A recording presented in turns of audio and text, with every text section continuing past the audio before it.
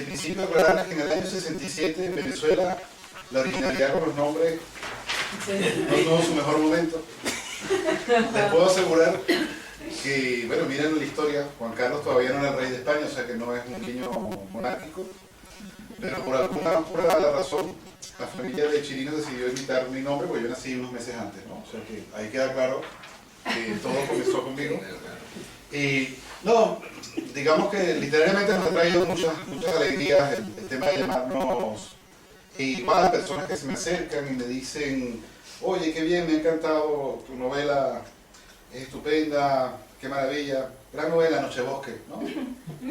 Y se marchan, y entonces queda ahí un poco la confusión, y a él también le sucedió en alguna oportunidad que le han querido pagar algún dinero de novelas que he vendido yo, y bueno, allí vivimos, nos vamos compensando. Con la policía,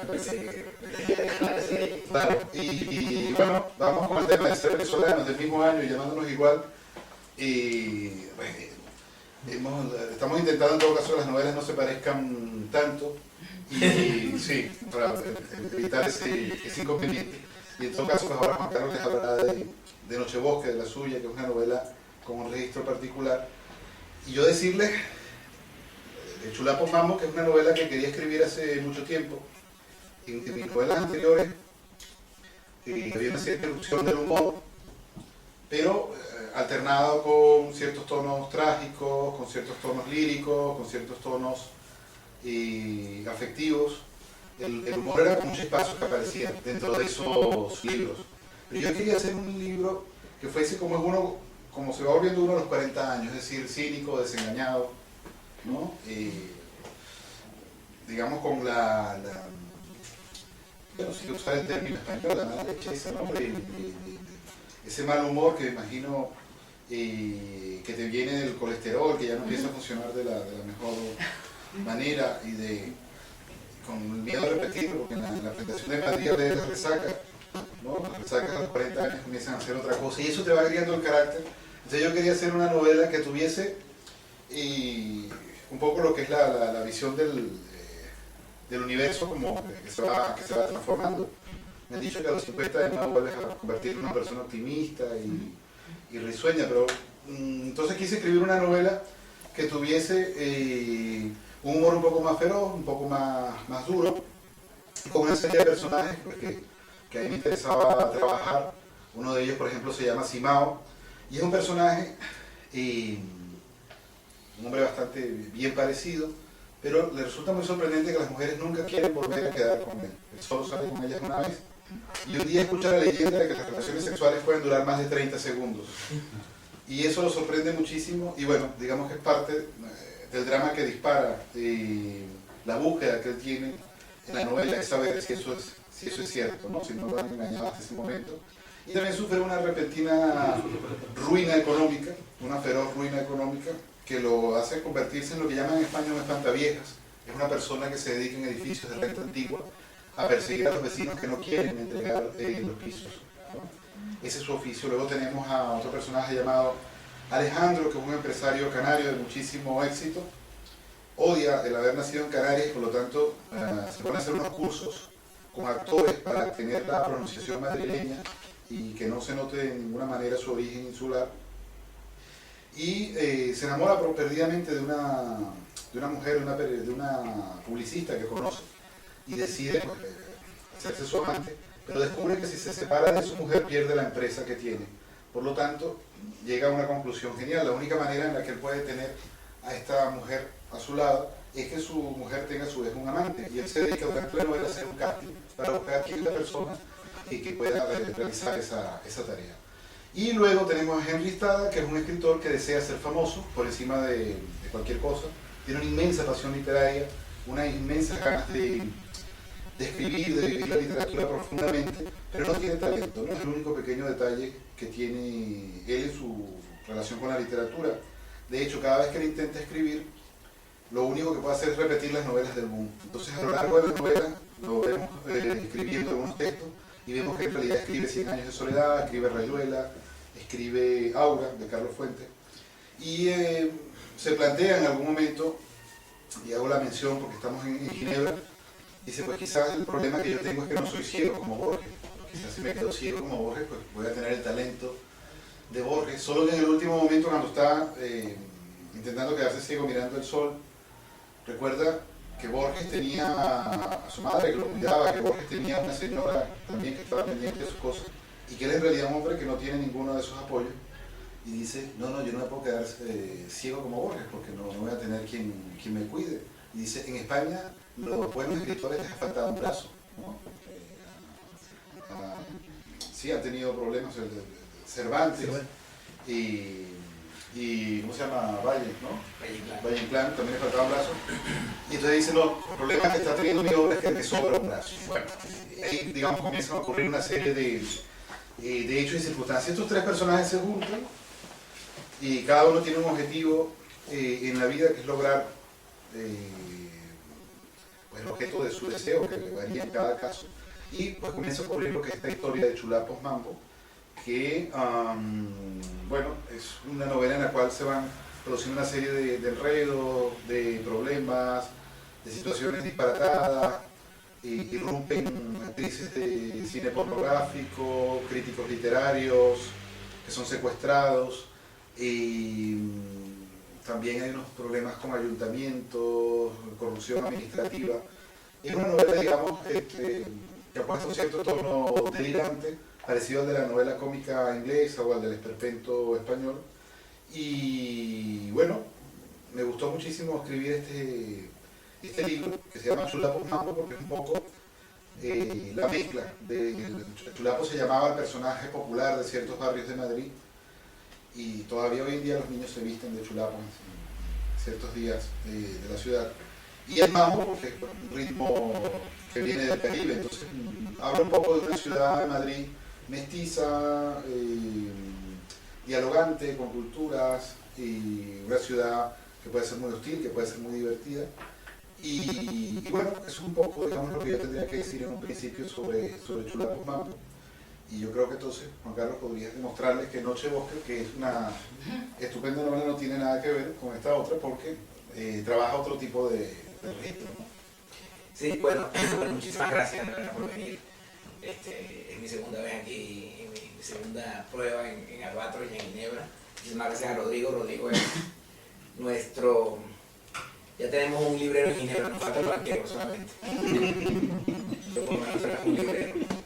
Y bueno, estoy contentísimo de estar aquí con José Luis y con Juan Carlos, que es uno de mis grandes amigos en Madrid.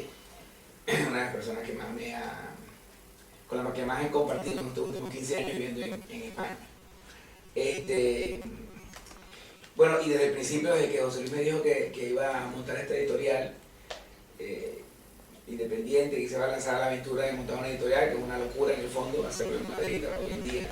Yo le dije que igual, me encantaba la idea, que yo estoy igual de loco, y que en lo que pudiera colaborar estaba ahí a la orden para colaborar.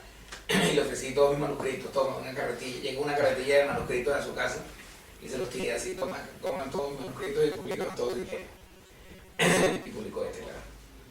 Esta novela es una novela gótica que yo escribí hace como 3 o 4 años y estuve trabajándola un tiempo. Todo este tiempo hasta que la publicamos, y bueno, también me contenta hablar de esta novela hoy por 2 razones. Una de ellas es porque es el cumpleaños de mi sobrina que está aquí, Patricia, y otra es porque cuando yo empecé a escribir esta novela, el protagonista de esta novela es una chica que llega a una casa a trabajar, y yo no sabía qué hacía en esa casa, e inmediatamente pensé en lo que estaba haciendo Patricia aquí en Europa, que es ser au pair. Y dije, esta chica va a ser au pair, va a ser amiga de Patricia, que es un pequeño guiño a mi biografía familiar, porque la chica trabaja de au pair en una casa, y hay es una especie de remake contemporáneo y para adultos de la fábula de la Caperucita Roja, porque la fábula de la Caperucita para mí es una fábula que está muy presente, porque es el momento de la pérdida de la inocencia. El inocente se pierde en el bosque, y cuando se pierde la inocencia, desde luego. Cuando llega a la casa de la abuela finalmente, se descubre que las cosas no son como piensa que son. Es decir, la abuela no es lo que ella piensa que es la abuela. Bueno, más o menos ocurre eso, solamente en ese sentido la inocencia se parece Caperucita de resto solo es una historia gótica que explora un poco el mundo de la fábula infantil, pero esa parte mórbida y morbosa de la fábula y la aproximación al mal que, como en mi novela anterior, en El Niño Malo, pues la ciencia retira, también está presente en la poesía, y sobre todo la poesía de un poeta venezolano que a mí me encanta, que se llama Eugenio Montejo, que por alguna razón, no sé, debe ser por una sincronicidad, por una afinidad íntima entre la poesía de Montejo y mi sensibilidad como escritor, cada vez que leo un poema de Montejo se me ocurre una novela, y una belleza. ¿Tú tienes libros de Montejo aquí, verdad? Sí. Bueno, así que ya tienen ese autor para revisarlo en cuanto puedan, que es uno de los grandes poetas de América Latina, falleció lamentablemente en el año 2008, y un gran poeta. Entonces yo, a partir de un poema de ella, a partir de la idea esa que les comento de la fábula infantil y de Caperucita, y del tema del mal, confeccioné esta novela. Lo que tuve más difícil para esta novela, para crear esta novela, fue el título. El título me costó muchísimo, porque el título original de esta novela era el título de un poema de Montejo, que es En el bosque. Ese se llama el poema, y a mí me gusta mucho ese título, pero creo que soy el único ser humano de este planeta al que le gusta ese título, porque a nadie le gusta ese título, ni a Juan Carlos, ni a José Luis, quizás a Capoga Rodrigo, a la gente que le pregunté en Madrid, a nadie le gustaba el título, pero a mí me parece un gran título, pero para nadie le gustaba, y claro, tuve que ceder y empezar a buscar un título, y le puse como 27 títulos distintos, de verdad, pero literalmente, a la novela, hasta que una tarde nos sentamos, estuvimos conversando por teléfono con José Luis y yo, como 2 horas y media, buscando un título. Quedamos hablamos a tal hora, dijimos, y cuando hablemos, cada quien presenta una lista de títulos. Entonces empezamos a decirnos títulos por teléfono, parecíamos 2 noviecitos adolescentes diciéndose cosas. Y peleábamos, pero hasta que llegamos a este título, Nochebosque. Tengo que decir que llegamos juntos gracias a la pelea dialéctica que teníamos ahí entre José Luis y yo. Sí, pero por teléfono no mucho, ¿no? Y es un homenaje también, tiene que ver con la novela. Anoche, el bosque, hay un bosque en la novela, hay un bosque, la chica vive en una casa que está cerca de un bosque, donde hay una casita aparentemente, cuida a un niño, que bueno, no sé lo que hace una au pair, cuidar niños. Pasa que ella tiene poca experiencia cuidando niños, y entonces le va un poco mal porque ella creo que es chef de cocina, quiere ser chef internacional y todo esto.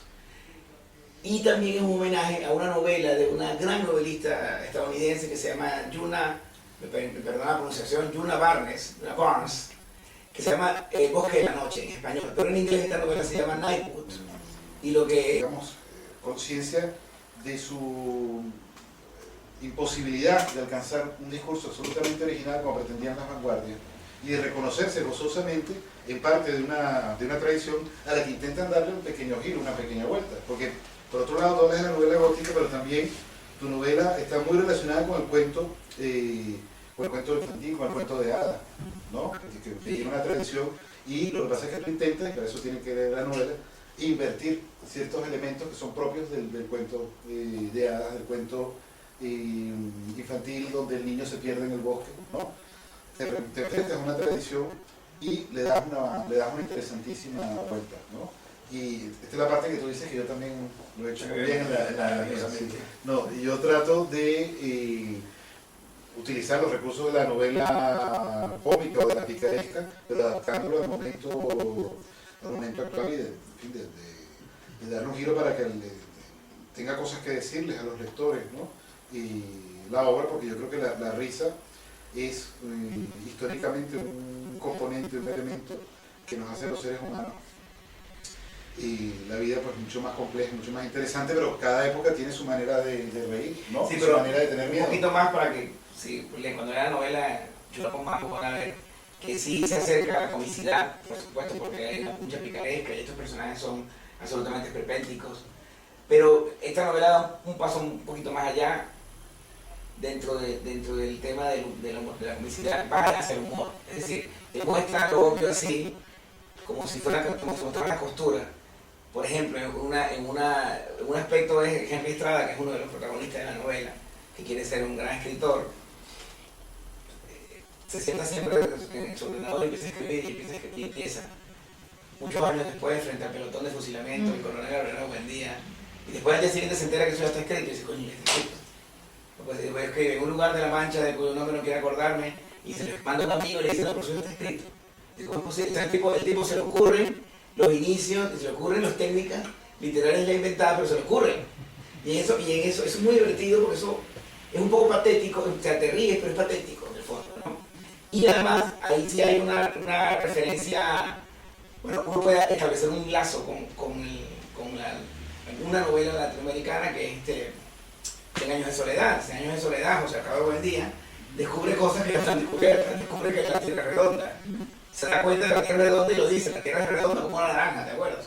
Y al final Melquiades, el gitano, regresa y dice, esto ya se sabía, pero qué maravilla que lo descubrió por su cuenta. Bueno, pues más o menos el pasaje de Estrada lo mismo, que descubre técnicas literarias, inicio, frases maravillosas, pero él manda telegramas y dice, hay un tal Joyce que ya escribió lo que acabo de escribir.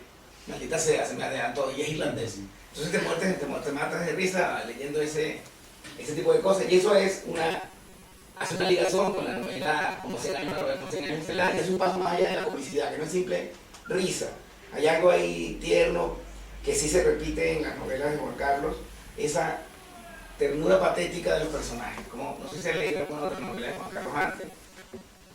Siempre esos personajes son como muy tristes, ¿no? Son muy graciosos, pero a uno le da penita en el fondo porque son más perdedores que nada, ¿no?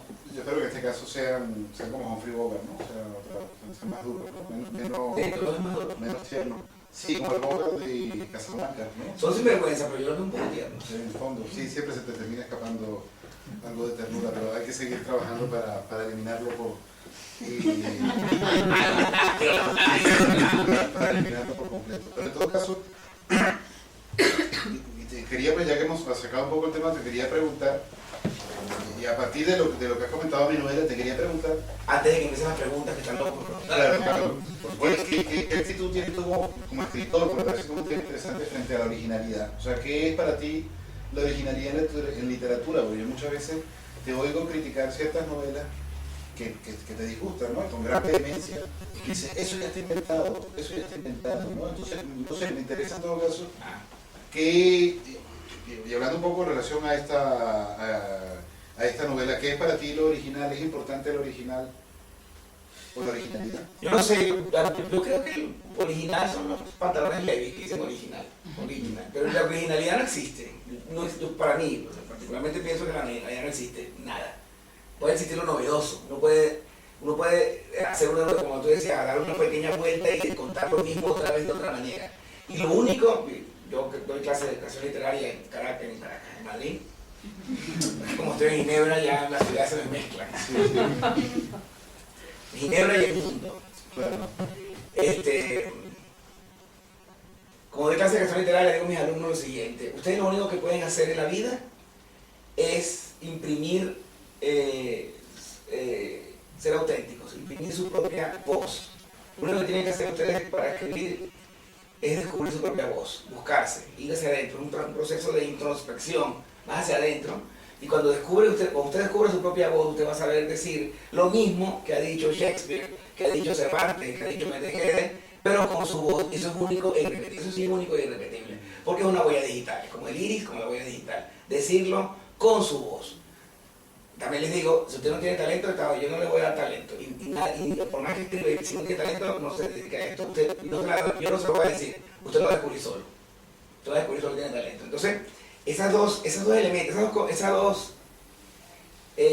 dos ideas, hacerlas conscientes, ayudan muchísimo para escribir, saber que uno tiene el talento que tiene, mucho, poco, regular, y se tiene que conformar con el talento que tiene, y hacerlo consciente y aceptarlo estoicamente, y por otro lado saber que no vas nunca a hacer nada original, porque todo está ya escrito. Yo digo siempre, todo lo que ustedes digan de ahora en adelante, todo lo que ustedes escriban, o está en los presocráticos o está en Don Quijote. Así que siempre que yo pregunte, ¿dónde está eso? Ustedes siempre levantan la mano y van a decir, en Don Quijote. Porque es que es increíble, todo lo que uno escribe siempre en Don Quijote está en algún lugar. Colocado en algún lugar porque Cervantes es un monstruo que creó una novela total, que es la primera y la mejor novela moderna de nuestra literatura occidental, ¿no? Y bueno, entonces ese es mi concepto. Yo no uso la originalidad Como dice Albert Einstein en el prólogo a la relatividad, cuando hace un prologuito bien bonito, que es lo único que he leído porque todo lo demás es matemática y no entiendo nada, dice que él, para escribir ese librito, el librito de la relatividad general y especial, ¿no? Dice que él se ha limitado a escribir con corrección y que ha dejado la elegancia para los sastres y los zapateros. Eso es lo para ella. Exactamente lo que tiene que hacer un escritor. Tiene que dejar todo eso de la originalidad y todo lo demás para otros ámbitos que no son el de la literatura, de la escritura. ¿Tú qué piensas de eso? Por cierto, acá me preguntas, te devuelvo la pregunta. No, yo te lo preguntaba, pero no tenía ningún criterio. No, a ver, tú sabes que yo pienso, yo hace años llegué a una conclusión. Un narrador, el narrador tiene que ser muy bruto. Bruto. Entonces la gente me dice, pero explícame esto, y te digo, no puedo explicarlo. Claro, porque es que no, justamente, tienes que ejercer la brutalidad. Es que el narrar es precisamente tratar de acercarte a la realidad y de conocerla a través de una forma que no es propiamente la conceptual, ¿no? Y por eso es que en muchísimos casos, pues lees un novelista, te gusta, y si le preguntas, ¿cómo hiciste esto? Él no lo sabe, porque llega a través de la intuición, quizás a través de las lecturas y de la formación, pero no del concepto. Y muchas veces conoces excelentes críticos o profesores que han leído muchísimo, dominan muchísima teoría literaria, pero no saben qué hacer con esa información, ¿no? El narrar es como otra manera de acercarte al mundo. Y esta mañana venía pensando, y esto no es para no hablarte de la originalidad, pero venía pensando que en el fondo los que narramos, aunque seamos laicos o ateos, en el fondo hay una relación importante con Jesús, que al final explicaba sus cosas con parábolas. Era una manera de explicar a través de una historia algo, ¿no? Porque no... O sea, que Jesús no hubiera sido teólogo nunca. No, probablemente no. Y yo digo que en el fondo es un poco la manera que tenemos de entender la realidad. No decimos la ciudad es esto, sino que escribimos un libro sobre una ciudad en la cual el lector va a intuir probablemente que es una ciudad, lo va a sentir, pero no lo va a saber porque no necesariamente tenemos los conceptos para poder expresarlo. Entonces todo esto para decirte que con respecto a la originalidad, pues básicamente creo que estoy de acuerdo contigo, ¿no?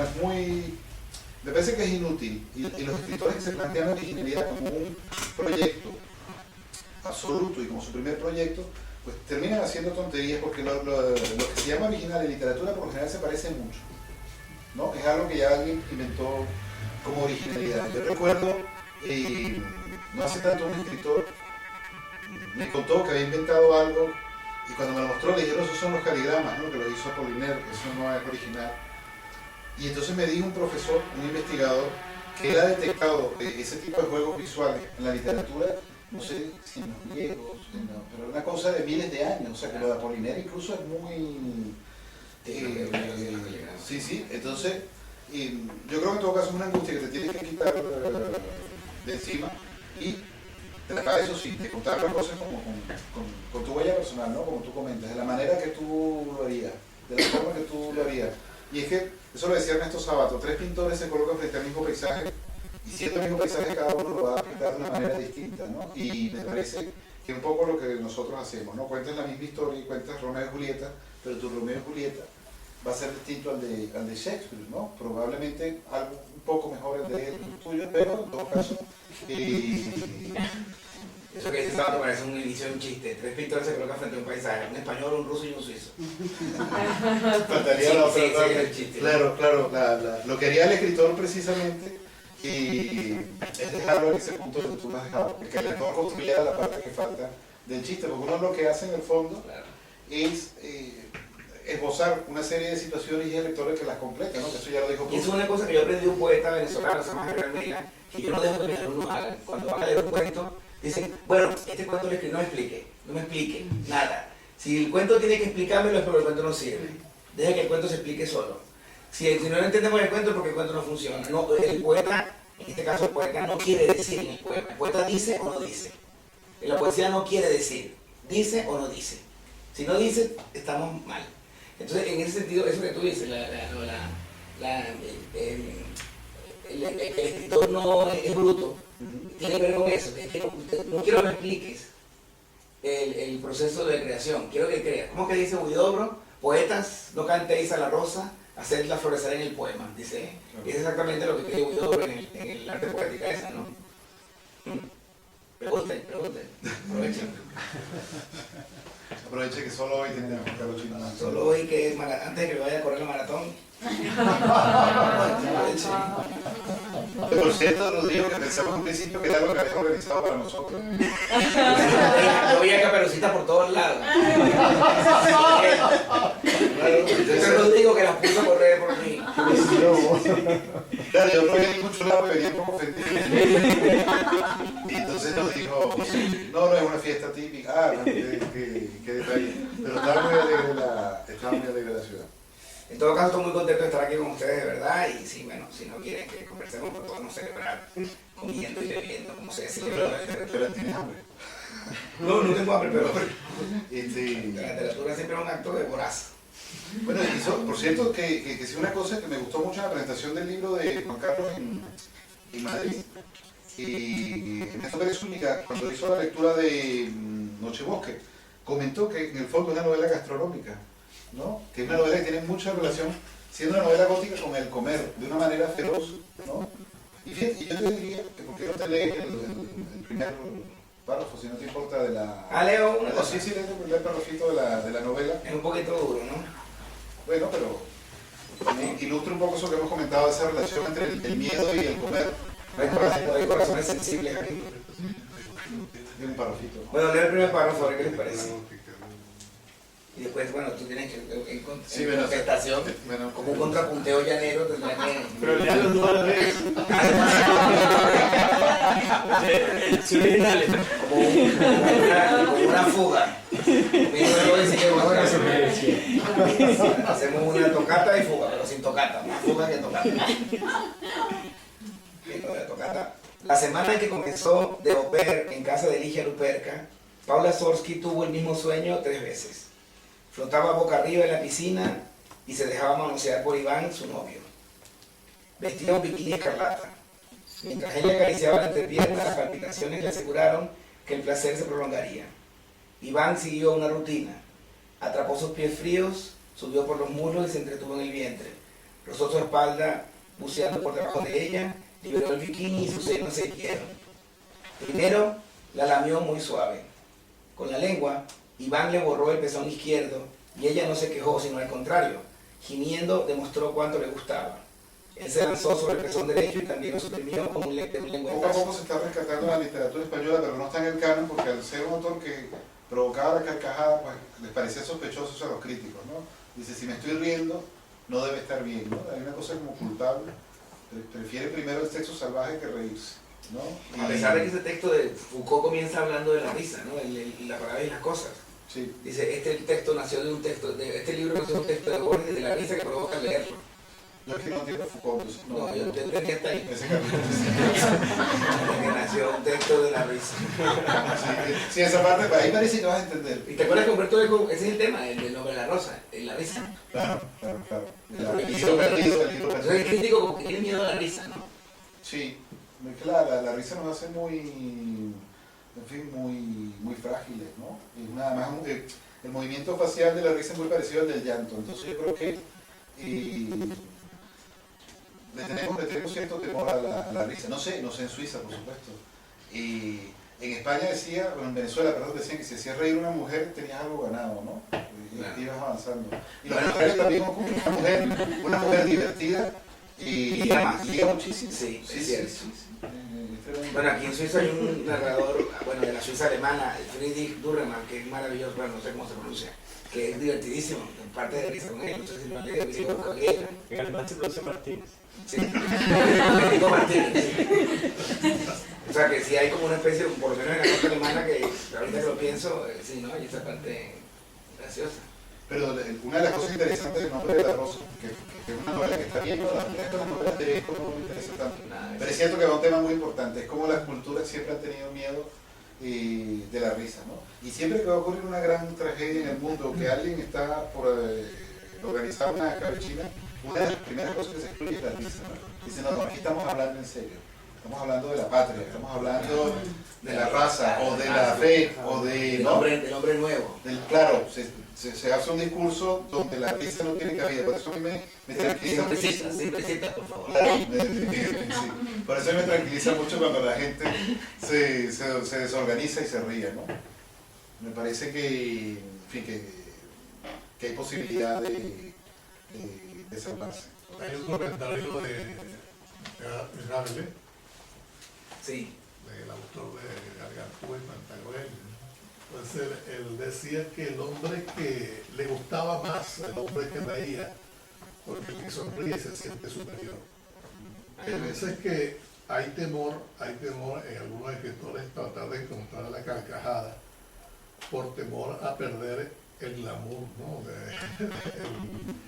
Que no se le vea como un escritor serio que es capaz de arrancar una sonrisa más no una carcajada. Claro. Quizá por eso la vaca ríe, no sonríe. Sí, el asunto es que eso también es si lo tomas como tal, pues es un freno, pues, que no te permite ser tú cuando escribes, ¿no? Yo siento que, mira, hablando de lo que hablan antes sobre la influencia, nadie está libre de influencia. Y tomando un ejemplo bíblico, se ve que el libre de influencia, el escritor que está libre de influencia agarró la primera letra, ¿no? Yo creo que la creatividad es eso. ¿Qué haces tú con lo que has asimilado, con lo que has leído, con lo que has experimentado? Échame el mismo cuento, pero a tu manera. Porque todos los temas han sido tocados y uno se queda, es con los que lo atrapan a uno en la manera de echarle el mismo cuento. No siendo tan provocar como un compadre mío que lo quiero mucho. Él decía que todos los poemas de amor, independientemente de cómo estén escritos, se resumen en una sola cosa: ¿me la vas a dar o no me la vas a dar? Fíjate tú que lo que comentaba, Pero un compadre procas, ¿no? Lo que comentaba Juan Carlos de la risa y de su inspiración, de sus referentes, también va por una cosa que ha pasado en España y que es muy extraña. España es un país que ha tenido una gran literatura de humor, y de humor esperpéntico, de humor procaz, de humor fino, de humor de sonrisa, que tiene una palabra muy bonita que es la eutrapedia, que es el humor exquisito, ¿no? Es un humor delicado, que utiliza, qué sé yo, Cicerón, por ejemplo, tiene eutrapedia a la hora de decir las cosas. Se ha perdido eso, no sé, supongo que la guerra civil fue una cosa tan... fue terrible, tan terrible, que le quitó el humor a los escritores, porque es verdad que antes, o sea, tú ves la novela que acabo de citar, que es la novela fundamental, aunque los ingleses citan que Shakespeare, el gran escritor de Occidente es Cervantes, y por Don Quijote de la Mancha se siente, es así. Así que lo aceptan o no lo aceptan. Y el único libro que quizá puede acercarse a Don Quijote de la Mancha es la Divina Comedia. Shakespeare es maravilloso, o sea, no podemos hacer competencias como el maratón de quién llega primero. Pero la gran novela, el gran libro de Occidente es Don Quijote de la Mancha. Y es un libro de humor. De acuerdo. O sea, te parte de risa, y una cosa que es muy dolorosa es ver como adolescentes de 14, 12 años leen Don Quijote y no se ríen porque no entienden lo que están leyendo, porque nadie les explica lo que está leyendo. Pero Don Quijote de la Mancha es uno de los libros más tronchantes de la literatura en español. Bueno, y los de Juan Carlos Menteguer, por supuesto. Pero es que te muere de risa con Cervantes. Y claro, ya no para citar a Quevedo, a Góngora, a López. O sea, hay literatura donde te mueres de risa.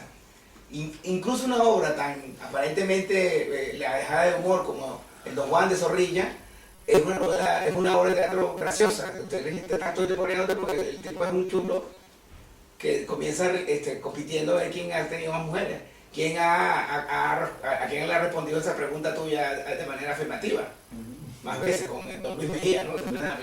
Y ya se ha perdido eso, y esta novela, quizá haya críticos, no son quizá, espero que haya críticos en España que con la novela de Juan Carlos pongan y peguen el grito al cielo y digan que cómo es posible que se escriba una novela con tanto humor, porque bueno, eso te va a ayudar para vender, y va a desvelar la careta de los críticos que en realidad son unos unos limitados, porque no se dan cuenta de que Juan Carlos está recuperando la tradición. No hables más de ellos, No, hay que hablar más de los críticos para que se demuestre lo contrario. si me tratan bien. No, mira, que me pareció muy interesante el tema de que puede haber sucedido en España y si tiene relación con la guerra civil, que es una opción. De hecho, si tú analizas un poco los discursos de aquel momento, lo que se escribe era muy serio, peligrosamente serio, ¿no?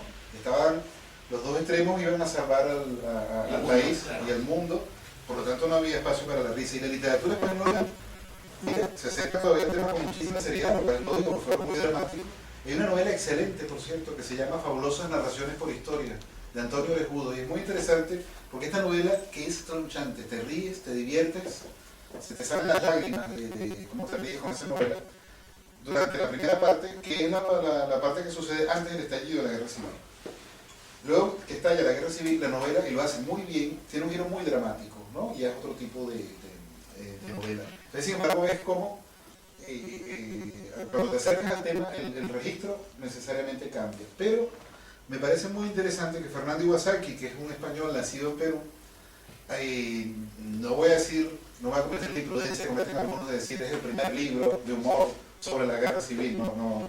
Pero digamos que probablemente uno de los primeros libros de humor sobre la guerra civil que se ha escrito, lo ha escrito un español peruano, que es España parte de mí estos premios, ¿no? Donde hay una cierta revisión del tema, desde un cierto modo, porque hay un japonés que se va repitiendo a lo largo de 4 o 5 cuentos, y que tiene una participación destacadísima en la guerra civil y está encerrado en una cueva, en fin, pasa una cantidad de cosas allí muy divertidas. Y yo digo, es muy interesante porque eso quiere decir que si ya de nuevo se puede mirar un tema tan terrible y tan dramático con algo de humor, es que el tema se está curando dentro de la conciencia de las personas, ¿no? Es que la risa, en cierta forma, habla de una cierta salud, ¿no? De una cierta... Claro, pero en la literatura en inglés eso no ha ocurrido. El humor ha sido un tema, un tópico constante desde el siglo XVII, XV hasta hoy en día. Hay escritores que escriben de parte de Tom Sharp, ¿no? Es un escritor así.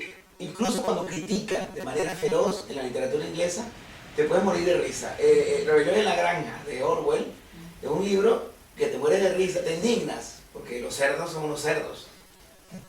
Pero te ríes, porque es una fábula, está tan bien escrito y es tan divertido todo lo que ocurre, que te ríes, hay humor. O sea, en España se ha perdido, muchos escritores lo están comentando, mucha gente lo está comentando hoy en día.